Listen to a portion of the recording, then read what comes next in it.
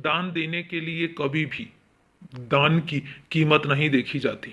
दान का वजन नहीं देखा जाता। दान देने के लिए दान करने वाले की नीयत देखी जाती है।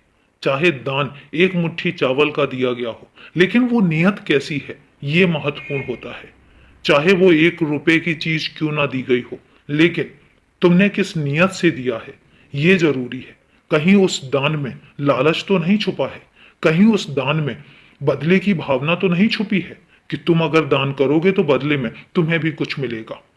अगर ऐसा है तो फिर दान ना ही करो तो ज्यादा अच्छा है, क्योंकि उस दान में तुम्हें फल नहीं मिलेगा। दान तो वो हो कि दिल से दिया जाए, दान वो हो कि जिसमें लालच ना हो, दान वो हो कि जिसमें अपने लिए कुछ भी ना हो और कुछ भी ना मांगो।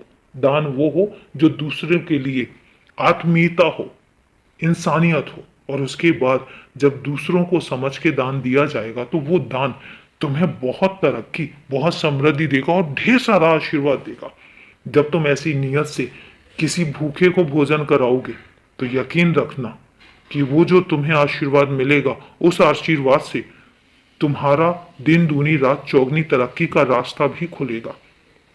इसलिए मैं तुमसे कहता हूं कि दान देते हुए कभी ये मत सोचना कि बदले में तुम्हें कुछ चाहिए।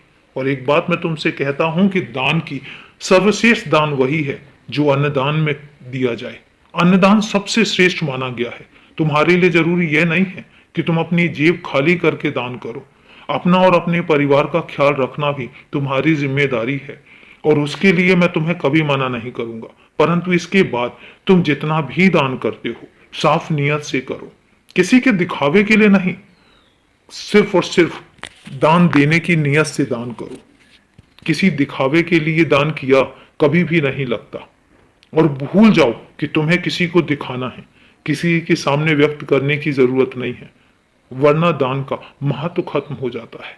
अरे दान तो वो है कि एक हाथ जब देता है तो दूसरे हाथ को भी पता ना चले। वो इसलिए जो भी करना है चुपके से करो, खामोशी से करो, और दान जरूर करो। और अभी के लिए शुभ रात्रि मेरे बच्चे।